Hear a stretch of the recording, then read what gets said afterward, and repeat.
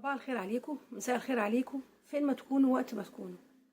النهارده معانا في قناتنا فيلم جديد وفيلم حلو قوي.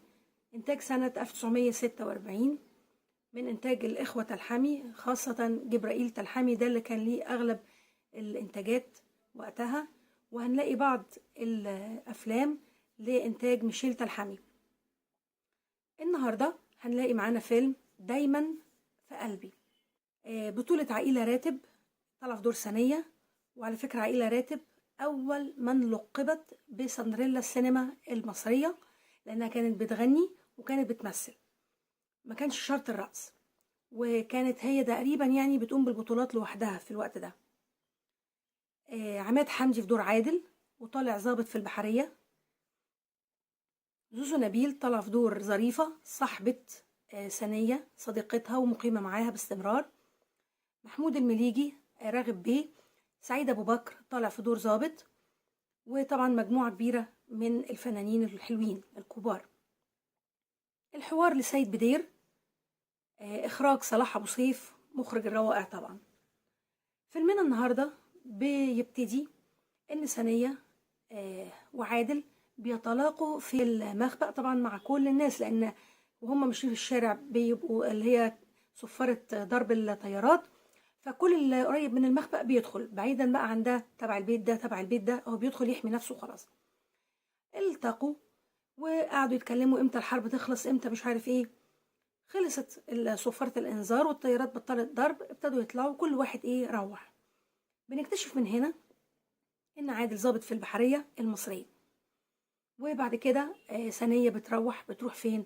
بتروح على البيات الداخلي لمدرسة، هي مدرسة موسيقى، فمدرسة خيرية ويعتبر ملجأ للبنات الأيتام. فبتروح وهي بتبات هناك زيها زي باقي البنات، لأن هي أصلا خريجة البيت ده أو المدرسة دي، الملجأ ده يعني. وبتقعد تفكر فيه وبتقعد تقول امتى هنلتقي تاني أو امتى هنشوف بعض تاني، لغاية ما بتلف الأيام. وعادل برضو عنده نفس الفكرة، بيعرف إن المدرسة عاملة حفلة خيرية، فبيروح يحضرها وبيكتشف إن ثانية بتغني فيها، وبتتوضط العلاقة، بيبتدوا يقابلوا بعض ويشوفوا بعض ويخرجوا مع بعض. وبتحكي لظريفة على كل حاجة. بتلف الأيام وكل شوية حجتها إنها رايحة لدكتور السنان، رايحة للخياطة، رايحة فين. النظرة المدرسة ما بيعجبهاش الكلام ده، وبتقرر فصلها هي وظريفة لأن كدبت وبتتأخر. فطبعا عادل بيعرف، فهي بتقوله طب أنا إيه الحل، إيه الوضع. ظريفة بتنفصل عنها، بتقول لها أنا هروح أشوف مكان تاني أشتغل فيه وأقعد فيه. وهي بتكلم عادل، عادل بيشوف لها أوضة في بانسيون، واحدة إجريجية محترمة وتعرفه. بيقعدها وهو اللي قائم بكل مصاريفها لغاية ما يجي لها شغل. لكن طبعا عشان تأتي الرياح بما لا تشتهي السفن، فبيطلب عادل انه يطلع على سفينة او باخرة بريطانية عشان الحرب.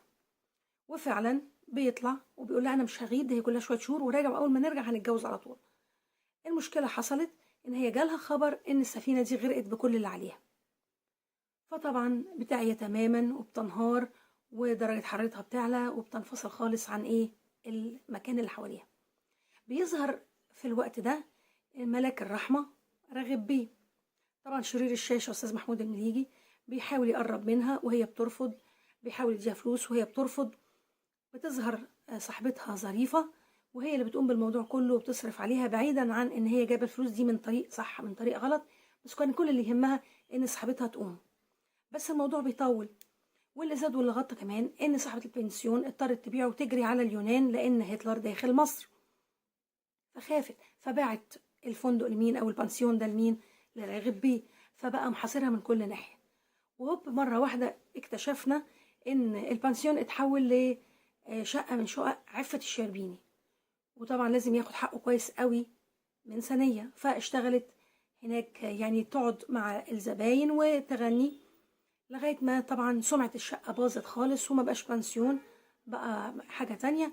فالناس وكل الجيران بلغوا البوليس، جه البوليس يهجم، خد كله. راغب اتسجن وهي قدرت تهرب من الشباك وتنط وتجري، لكن مين شافها؟ الضابط قدر يجري وراها ويمسكها، وبعد كده سابها لان لقاها هي ملهاش دعوه بحاجه وما اختلطتش مع الناس دي. لفت الايام وهي سابت المكان وابتدت تدور على حته تانية تقعد فيها وتكسب رزقها، لغايه ما اكتشفت ان عادل رجع من الحرب وسليم وكويس. وقعد يدور عليها وهي بتدور عليه لغايه ما التقوا صدفه في نفس المكان اللي كانوا بيقعدوا فيه مع بعض قبل ما هو يسافر وقبل ما هي تغير مسار حياتها. رجعوا لبعض تاني وعمل حفله كبيره عشان يعرفها على الناس كلها. مين شافها في الحفله دي؟ الضابط اللي كان قابض عليها هي وراغب. فطبعا كانت محرجه جدا وخايفه يعرفها، فراحت سايبه الحفله وجري على طول علشان تسيب المكان كله وتختفي من حياة عادل. جري عادل وراها عشان يلحقها، ولحقها ويا دوب هي على شريط القطر وهتحاول ترمي نفسها تحت القطر وتتخلص من حياتها عشان مش قادرة تعيش من غير عادل. فبينقذها عادل وبيقول لها ما يهمكيش، انا عارف الظروف اللي انت عديتي بيها. وبينتهي الفيلم ان هم رجعوا لبعض تاني وان هو انقذها بفستانها بمكياجها بتسريحتها. يا جماعة هتفاجئوا من غير كونتور ومن غير اي حاجة. وبيخلص الفيلم هنا نهاية سعيدة وتمثيل جيد. وطبعا مش هقول لكم عماد حمدي فتى الشاشة الأول.